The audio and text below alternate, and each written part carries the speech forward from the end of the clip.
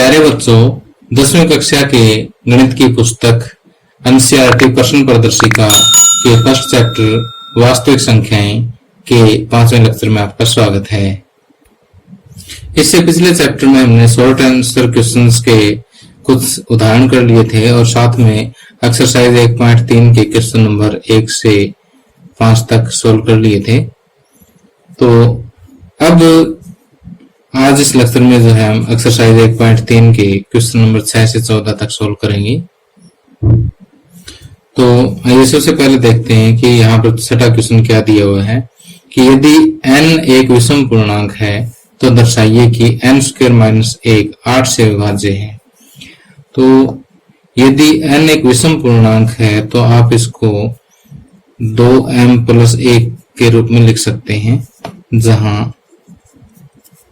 m एक क्या है, पूर्ण संख्या है। ठीक, तो n को जो है मैं इस रूप में लिख लेता हूं, क्योंकि कोई भी विषम पूर्णांक जो है वो 2m + 1 के रूप में लिखा जा सकता है। तो अगर इस हिसाब से देखें तो n² - 1 जो है वो क्या होगा, 2m + 1 का स्क्वायर - 1। तो अगर इसका स्क्वायर खोलूंगा मैं तो a + b का स्क्वायर का फार्मूला लगाऊंगा कि a² यानी 2m का स्क्वायर प्लस 2ab, 2ab का मतलब 2 × 2m, b की जगह पर 1 प्लस में b² यानी 1 का स्क्वायर माइनस में ये वाला 1। ठीक, यहाँ तक तो सूत्र लगा दिया और ये -1 था, ये मैंने यहाँ लगा दिया। 2m का स्क्वायर कितना हो गया, 4m² प्लस में 2 दूनी 4m। ठीक, और प्लस में 1 का स्क्वायर 1 माइनस में 1। ठीक, तो इन दोनों में से देखिए कि 4m कॉमन ले सकते हैं। ठीक, और यहां से बचेगा m और ये 4m पूरा का पूरा कॉमन आ गया और ये 1 से 1 कैंसिल होकर के 0 बन जाएगा। अब देखिए कि m × m + 1, ये दो m जैसे हमने क्या मानना था, एक पूर्ण संख्या मानना था, तो m और m + 1 ये दोनों क्या होगी, लगातार पूर्ण संख्याएं होंगी। और दो लगातार पूर्ण संख्याओं की गुणा हमेशा या तो 0 होती है या फिर सम संख्या होती है। ठीक, तो 4m × m + 1 ये, क्योंकि एक अगर m 0 है तो 0 बन जाएगी। ठीक, या फिर ये कोई ना कोई सम संख्या बनेगी। अगर ये सम संख्या बनती है तो इसको मैं 2 क्यों कह दूं, कोई फर्क नहीं पड़ता, क्योंकि m × m + 1 या तो 0 होगा या सम संख्या होगी। ठीक, इसलिए m × m + 1 जो है वो 2 का कुछ ना कुछ गुणांक ही मिलेगा। ठीक, अगर 0 है तो 2 × 0 हो जाएगी, कोई प्रॉब्लम नहीं है। जहां पर क्यों क्या है, एक पूर्ण संख्या है, जहां के वो एक पूर्ण संख्या है। अब देखो 4 दूनी 8 क्यों। अब देखिए 8 × समथिंग है तो इसका मतलब ये 8 से विभाज्य है। इसका मतलब n² - 1 8 से विभाज्य है।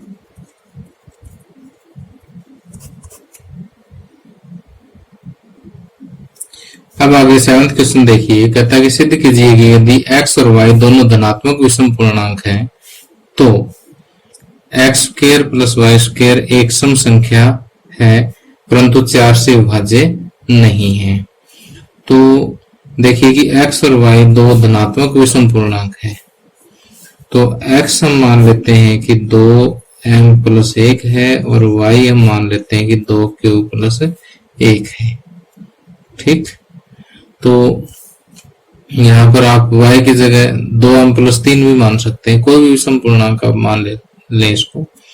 तो जो है यहाँ पर अब हमें से ये करना कि x² + y² क्या है, एक सम संख्या है, यानी 2 से विभाजित होती है लेकिन 4 से विभाजित नहीं होगी।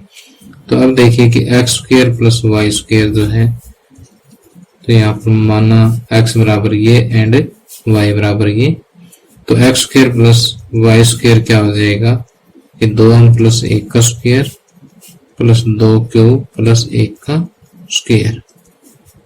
तो ये हो जाएगा कि a स्क्वायर यानी 2m का स्क्वायर प्लस 2ab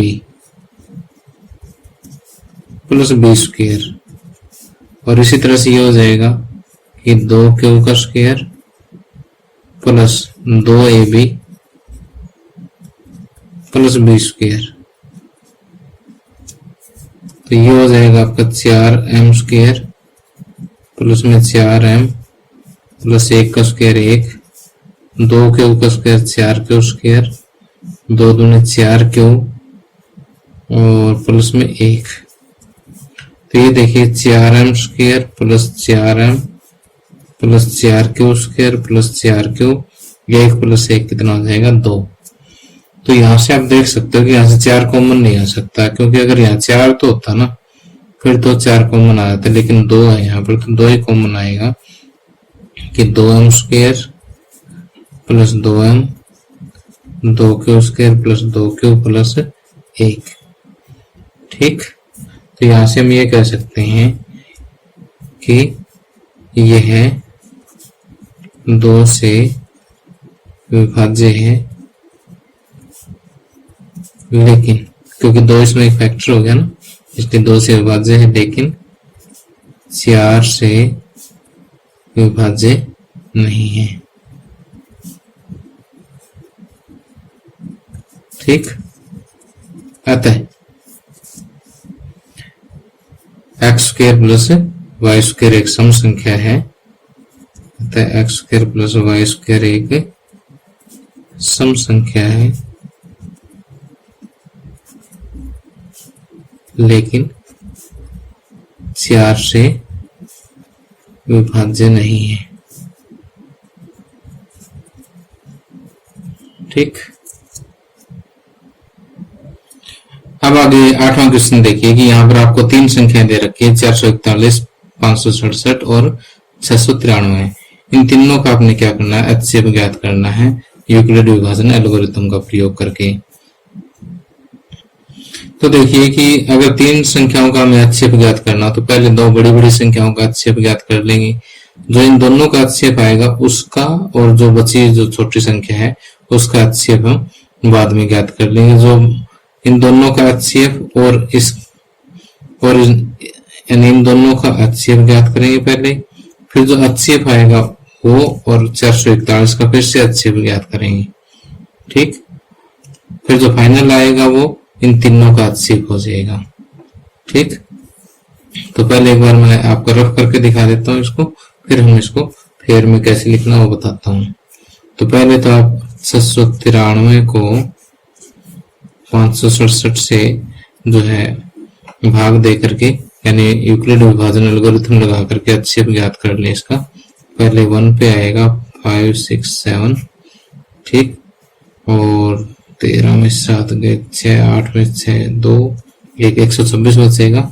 अब देखिए शेष 0 नहीं है तो ये ऊपर स्टेप रिपीट हो जाएगा, तो 567 और 12 चौके 48, 12 5 60, 4 पे जाएगा ही। ठीक, और 126 चौके 504 होता है। ठीक, तो जब माइनस करेंगे तो 3 6 63 आ गया, और अब फिर शेष 0 नहीं आया तो शेष और भाजक के साथ फिर से स्टेप रिपीट होगा। 63 दूनी 126, अब शेष 0 आ गया। तो यहां से देखिए कि इन दोनों संख्याओं का एचसीएफ कितना है 63। अब यही प्रोसेस जो 63 और 441 के लिए रिपीट करेंगे, तो 441 को 63 से भाग करके देखो, तो देखिए कि 63 7 जो है वो 441 होता है। ठीक, तो इन दोनों का एचसीएफ भी कितना आ गया 63 आ गया। तो यहाँ से आप कह सकते हो कि एचसीएफ ऑफ 441, 567 और 693 जो किसके बराबर है 63 के बराबर है। ठीक, अब बात ये आती है कि इसको लिखे कैसे। तो यहाँ पर ये चीज आप फेयर में भी कर सकते हो। उसके बाद हम लिखेंगे यूक्लिड विभाजन प्रमेय का के अनुसार। ठीक, पहले तो यहाँ पर ये 567 इज लेस देन 793। ठीक, अब 793 बराबर 567 गुणा 1 प्लस में शेष। ठीक, r is not equal to 0 और फिर 567 यहाँ आ जाएगा, 126 गुणा 4 प्लस 63, r is not equal to 0 और फिर 126 यहाँ आ गया और 63 गुणा 2 प्लस 0 यानी r इज इक्वल टू 0। तो HCF of 5, 6, 7 and 6, 9, 3 is equal to 63। ठीक, अब हम करेंगे अब 63 और 441 का HCF ज्ञात करने के लिए क्या करेंगे कि 441 बराबर 63 गुणा 7 plus 0 r is equal to 0। तो HCF ऑफ 63 एंड 441 इज 63। ठीक, तो यहाँ से फ्रॉम 1 एंड 2, 1 और 2 से आगे बस ये लिख दो। ठीक, तो इस तरह से हमारा सम कंप्लीट हो जाएगा। अब आगे 9th सम में देखिए, कहता है कि यूक्लिड की विभाजन एल्गोरिथम का प्रयोग करते हुए ऐसे सबसे बड़ी संख्या ज्ञात कीजिए जिससे 1251, 9377 और 15628 को भाग देने पर शेषफल क्रमशः 1, 2 और 3 प्राप्त हो। तो जब भी आपको ऐसा क्वेश्चन दे रखा हो ना जिसमें सबसे बड़ी संख्या ज्ञात करनी हो, तो इसका मतलब आपको HCF ज्ञात करना है। ठीक, और भाग देने पर शेषफल इतना बचे, तो इसका मतलब क्रमशः का मतलब पहले में से 1 बचे, दूसरी संख्या में से 2 शेष बचे, तीसरी संख्या में से 3 शेष बचे। तो ऐसे केस में क्या करते हैं कि जितना शेष बचना होता है ना वो पहले से घटा के रख लेते हैं इसमें से। ठीक, कि पहली संख्या में से 1 शेष बचना चाहिए, पहले में से 1 घटा दिया, दूसरे में से 2 शेष बचना चाहिए, 2 घटा देंगे, तीसरे में से 3 शेष बचना चाहिए, 3 घटा देंगे। तो ये हो जाएगा 1250 और ये हो जाएगा 7 में से 2 गए 5, 9375 और तीसरी संख्या हो जाएगी 5, 2, 6, 5 और 1, 15625। तो कहने का मतलब ये है कि आपको इस सम में जो है इन तीनों का HCF ज्ञात करना है और 3 संख्याओं का HCF ज्ञात करना जस्ट अभी हम सीख के आए हैं पिछले सम में। तो यहाँ पर आपको पहले 2 बड़ी बड़ी संख्याएं चूज करनी है, 15625 और 9375। अब कोई जरूरी नहीं है कि आप बड़ी बड़ी लो, अगर आप कोई भी ले लोगे ना तो भी सम हो जाएगा, लेकिन इसमें थोड़ा सा आसान हो जाता है, भाग कम देनी पड़ती है। तो पहले 1 पे 9375, 0, 12 में से 7 माइनस करें 5, 5 में से 3 2 और 15 में से 9 गए 6। ठीक है, अब शेष 0 नहीं आया तो शेषफल और इसके लिए यूक्लिड विभाजन एल्गोरिथम का ये जो स्टेप है रिपीट हो जाएगा। 9375 फिर 1 पे ही होगा 6250, 5, 2, 1, 3।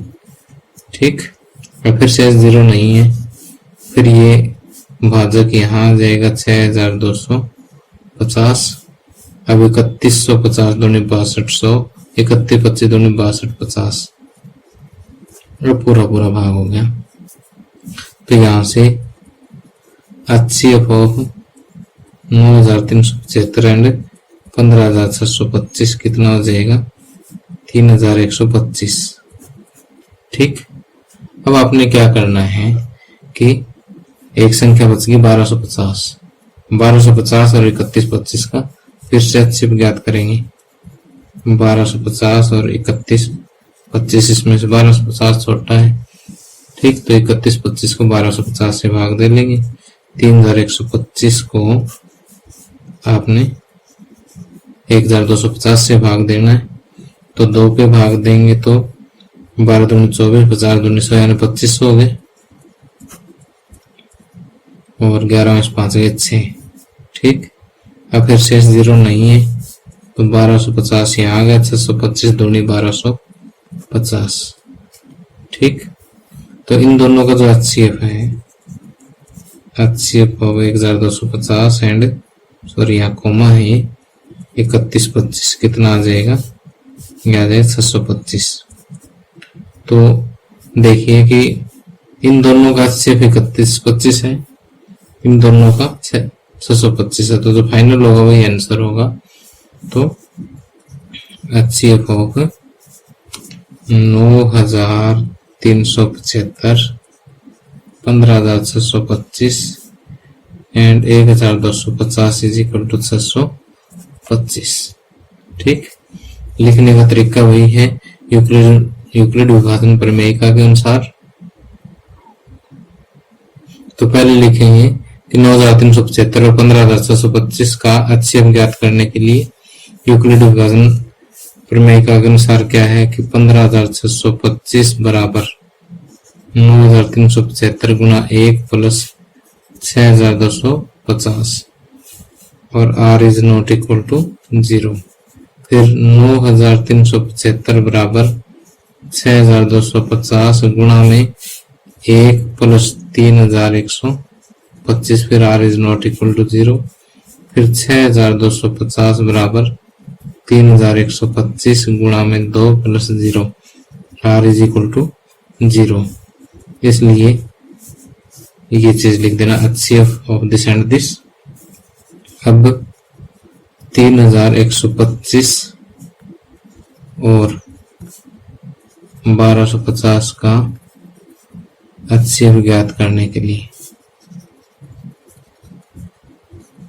यूक्लिड विभाजन प्रमेयिका के अनुसार क्या होगा, 3125 बराबर 1250 गुणा 2 plus 625, r is not equal to 0। और फिर 1250 बराबर 625 गुणा 2 प्लस 0 यानी r is equal to 0। r is equal to 0 तो पहले तो ये वाला लिखेंगे, उसके बाद ये वाला लिखते हैं। ठीक, r इज इक्वल टू 0 आने के बाद हम लिखेंगे कि इन दोनों का HCF 625 आ गया और फिर फाइनली जो है तीनों का HCF लिख देना काफी है। अब देखिए जो 10th क्वेश्चन है, इस टाइप का हम एक एग्जाम्पल पिछले लेक्चर में कर चुके हैं, फिर भी मैं इसको रिपीट कर देता हूँ फटाफट। बहुत ही आसान सा क्वेश्चन है कि आपको यहाँ पर दे रखा वर्गमूल 3 प्लस वर्गमूल 5 और इसको शो करना है क्या ये अप्रमेय संख्या है। तो इसको हम प्रमेय मान लेते हैं ताकि कंट्राडिक्शन से हम प्रूव कर सकें। माना यदि संभव हो तो ये एक परिमेय संख्या है। ठीक, इसलिए वर्गमूल 3 प्लस वर्गमूल 5 इसको आपने a मान लेना है, जहां a एक परिमेय संख्या है। ठीक, तो यहां से एक अप्रमेय संख्या आप लेफ्ट में ले लीजिए, बाकी राइट में ले जाइए। मर्जी आपकी, वर्गमूल 5 को रखो, वर्गमूल 3 को रखो। अब ये वर्गमूल खत्म करने के लिए हम क्या करेंगे, दोनों तरफ वर्ग करने पर, दोनों तरफ वर्ग करेंगे तो वर्गमूल 3 का वर्ग तो 3 हो जाएगा और यहाँ पर a minus root 5 a minus B का होल स्क्वायर लगाएंगे हम, a square plus 2ab sorry a square minus 2ab plus B square वर्गमूल 5 का स्क्वायर। तो 3 बराबर a square minus 2 root 5a plus 5 वर्गमूल 5 का स्क्वायर कितना हो जाएगा, 5 हो जाएगा। अब देखिए कि ये जो माइनस वाला टर्म है लेफ्ट में ले जाओ, 3 राइट में ले जाओ। तो ऐसा करेंगे तो 2 रूट 5a बराबर क्या होगा, a स्क्वायर, 5 में से 3 घटेंगे तो प्लस का 2 बचेगा और रूट 5 बराबर क्या बचेगा। अब देखिए कि a स्क्वायर प्लस 2 बटे में 2a। अब देखिए कि a स्क्वायर ए क्या है, प्रमेय संख्या, तो ए का स्क्वायर भी प्रमेय होगा, उसमें 2 जुड़ जाएगी तो भी प्रमेय, 2 ए से भाग देंगे तो भी प्रमेय संख्या रहेगी। तो यहाँ पर हम लिखेंगे कि समीकरण 1 की RHS एक प्रमेय संख्या है,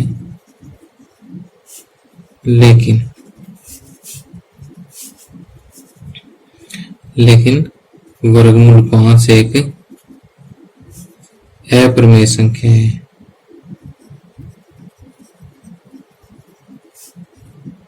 अब देखिए ये प्रमेय और ये अप्रमेय, यहाँ पर हम क्या करेंगे, दोनों बराबर है तो विरोधाभास हो गया, ऐसा तो हो ही नहीं सकता। ठीक है, ये है विरोधाभास है। ठीक, अतः वर्गमूल 3 प्लस वर्गमूल 5 एक परिमेय संख्या नहीं है। और जो संख्या परिमेय नहीं होती वो क्या होती है, अपरिमेय संख्या होती है। इसलिए वर्गमूल 3 प्लस वर्गमूल 5 एक परिमेय संख्या है। ठीक, इस तरह से हम इसको आसानी से सॉल्व कर सकते हैं। तो इसी तरह से आपको जो इसी एक्सरसाइज का लास्ट क्वेश्चन दे रखा है, जहां पर 3 की जगह 3 और 5 की जगह पर वर्गमूल p प्लस वर्गमूल q दे रखा है। तो पहले हम लास्ट क्वेश्चन करेंगे, उसके बाद जो है ये करेंगे, बाकी आगे 11th क्वेश्चन करेंगे। पहले 14th क्वेश्चन करते हैं। तो 14th क्वेश्चन में भी ऐसे ही करेंगे कि माना यदि संभव हो तो वर्गमूल p प्लस वर्गमूल q एक परिमेय संख्या है, जहाँ p और q क्या है, अभाज्य संख्या है, और अभाज्य संख्याओं का रूट हमेशा ही एक अपरिमेय संख्या होती है, याद रखना इस बात को। तो वर्गमूल p प्लस वर्गमूल q जो है उसको हम a मान लेते हैं, जहां पर a एक परिमेय संख्या है। ओके, अब रूट p को मैंने लेफ्ट में रख लिया, a माइनस रूट q। अब रूट को खत्म करने के लिए दोनों तरफ क्या करेंगे, वर्ग करेंगे।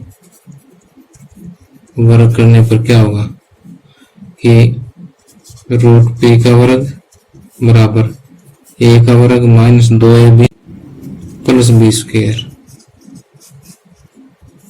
ठीक, रूट वाली संख्या का वर्ग होगा, रूट से वर्ग cancel, p a square minus 2a root q plus root q का स्क्वायर q हो जाएगा। अब ये जो माइनस वाला टर्म है इधर, p इधर, तो 2a रूट q बराबर a square plus q, p side आएगा तो माइनस का p। ठीक, और रूट q बराबर क्या आएगा, यहाँ पर आप देख सकते हैं a square plus q minus p by 2a। अब देखिए a प्रमेय संख्या है और p और q अभाज्य संख्याएं हैं। प्रमेय संख्याओं में अभाज्य संख्या जोड़ो चाहे घटाओ, और एक प्रमेय संख्या को दूसरी संख्या प्रमेय संख्या से भाग दो, तो ये सारा कुछ क्या आएगा, प्रमेय संख्या आएगी। लेकिन ये अभाज्य संख्या का रूट है तो ये अप्रमेय है। ठीक, तो यहाँ पर लेफ्ट हैंड साइड एक अप्रमेय संख्या है, लेकिन राइट हैंड साइड एक परिमेय संख्या है। ठीक, जो कि विरोधाभास है, जो कि विरोधाभास है। ठीक, इसलिए वर्गमूल p प्लस वर्गमूल q एक परिमेय संख्या नहीं है।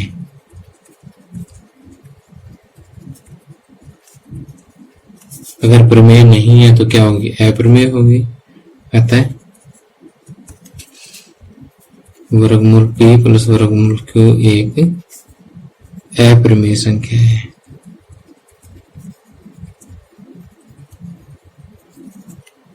ओके, आगे 11वां क्वेश्चन देखिए। कहता है किसी प्राकृत संख्या n के लिए 12 पावर n अंक 0 या 5 पर समाप्त नहीं होगी, ये चीज शो करनी है। तो इसके लिए हमें क्या करना है कि 12 पावर n, n यहाँ पर क्या कोई प्राकृत संख्या है, तो 12 के अगर आप अभाज्य गुणनखंड बनाओगे तो 12 को 2 गुणा 2 गुणा 3 लिख सकते हैं। तो अलग अलग पावर लगाएंगे, 2 पावर n फिर 2 पावर n गुणा 3 पावर n हो जाएगी। ये n वाली पावर अलग अलग लगा दी मैंने। तो अब देखिए यहाँ आधार सेम है तो पावर जुड़ जाएगी, 2 की पावर 2n गुणा 3n। ठीक, तो यहाँ से आप देख सकते हो कि 12 की पावर n के अभाज्य गुणनखंडों में संख्या 2 और 3 ही आ सकती है। ठीक, कि 12 पावर n के अभाज्य गुणनखंडों में केवल संख्या 2 और 3 ही है। और गणित की आधारभूत प्रमेय क्या कहते हैं कि ये गुणनखंड अद्वितीय हैं। गणित की आधारभूत प्रमेय के अनुसार ये गुणनखंड अद्वितीय है। अद्वितीय, अद्वितीय का मतलब ये यूनिक है, अगर ये आ गई तो इसके अलावा और कोई नहीं आ सकता। इसलिए 12 पावर n के अभाज्य गुणनखंडों में संख्या 0 या 5 नहीं हो सकती। ठीक, अतः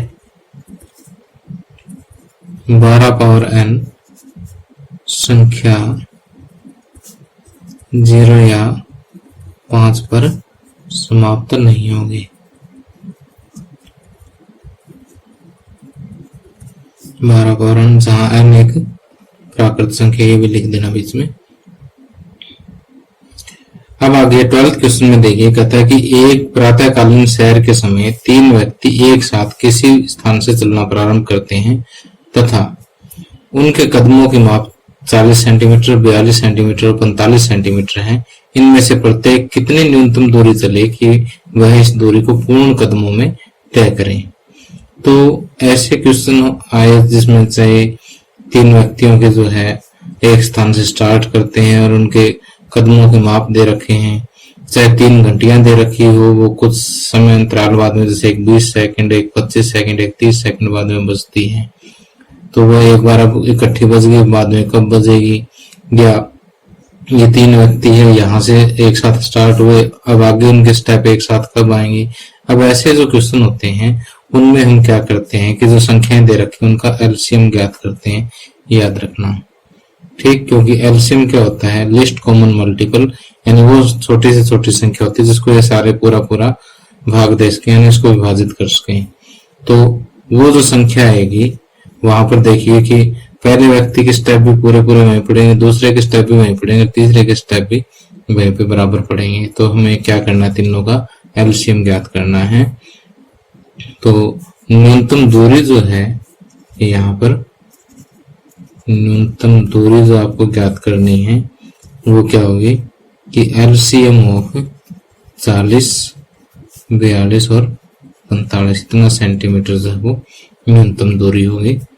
तो यहाँ पर हम क्या करेंगे, 40 के अभाज्य गुणनखंड करेंगे 2, 20, 2, 10, 2, 5। तो 40 के अभाज्य गुणनखंडों में 2 आ गया 3 बार, तो 2 की पावर 3 और 5 की पावर 1। इसी तरह से 42 के अभाज्य गुणनखंड करेंगे हम, तो 2, 21 और 3, 7, 21, 2 की पावर 1 गुणा 3 की पावर 1 गुणा 7 की पावर 1। और इसी तरह से बच गया अपने पास 45। तो 45 के अभाज्य गुणनखंडों में पहले करेंगे 3 पे, 15 3 45, 3 5 15, फिर 3 की पावर 2 गुणा 5 की पावर 1। ठीक,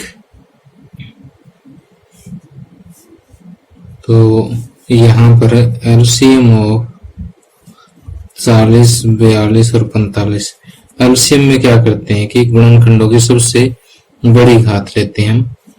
तो यहाँ पर देखिए 2 है, 2 की सबसे बड़ी घात 3 है, और उसके बाद बचता 3, 3 की सबसे बड़ी घात 2 है, 5 की सबसे बड़ी घात 1 है, और 7 की सबसे बड़ी घात 1 है। तो 2 पावर 3, 3 पावर 2, 5 पावर 1, 7। तो जब इनकी आप गुणा करोगे ना तो ये आएगा 2520 सेंटीमीटर। ठीक, तो इसलिए न्यूनतम दूरी जो उनको चलनी चाहिए वो कितनी है, 2520 सेंटीमीटर है। अब इस एक्सरसाइज का एक लास्ट क्वेश्चन बचता है, छोटा सा क्वेश्चन देखिए कि प्रमेय संख्या 257/5000 के हर को 2 की पावर m गुणा 5 की पावर n के रूप में लिखिए, जहां m और n ऋणात्मक पूर्णांक है। इसके बाद बिना वास्तविक विभाजन के इस प्रमेय संख्या का दशमलव प्रसार लिखिए। तो देखिए पहले तो 5000 के आपको क्या करने होंगे, गुणनखंड बनाने होंगे। तो 2 पे कट जाएगा 2 दूनी 4, 2 5 10, फिर 2 पे कटेगा 2 एकम 2, 2 दूनी 4, 2 5 10, फिर 2 पे कटेगा 2 6 12, 2 दूनी 4, 2 5 10। अब 5 पे 5 एकम 5, 5 दूनी 10, 5 5 25। अब 25 5 125 और 5 5 25। तो 257/5000 को आप लिख सकते हो 257 बटे में 2 की पावर 1 2 3, 2 की पावर 3 और 5 की पावर 1 2 3 4, 5 की पावर 4। ठीक, तो अब देखिए इसको बिना वास्तविक विभाजन किए अगर इसे दशमलव प्रसार में लिखना है तो हम लिखेंगे 257 को तो ऐसे का ऐसे लिखा। अब 2 की पावर 3 है और 5 की पावर 4 है, तो हमें 2 और 5 की पावर को बराबर करना होता है। तो 2 की पावर 3 के बजाय मुझे 4 चाहिए और 5 की पावर 4। तो आप कहोगे सर के धक्के से आपने कैसे लगा दी, तो वास्तव में मैंने नीचे 2 से गुणा की। जब नीचे 2 से गुणा की तो 2 से ऊपर गुणा कर दूंगा मैं। तो 257 को 2 से गुणा करेंगे तो ये आएगा 514 और 2 5 10, 10 की पावर 4 होगी 514 और 10 की पावर 4 का मतलब 1 के आगे 4 जीरो होती है। अब इस जीरो की सीध में 4, इस जीरो की सीध में 1, इस जीरो की सीध में 5, इस जीरो की सीध में कुछ नहीं 0 और 1 की सीध में दशमलव लगता है। ठीक, तो 0.0514 जो है ये इसका आंसर आ जाएगा। तो प्यारे बच्चों, इसी के साथ एक्सरसाइज 1.3 के सभी सम जो है हम कर चुके हैं और हमारा ये लेक्चर आज यहीं समाप्त होता है। आपको ये लेक्चर कैसा लगा मुझे कमेंट करके जरूर बताना। Thank you, have a nice day.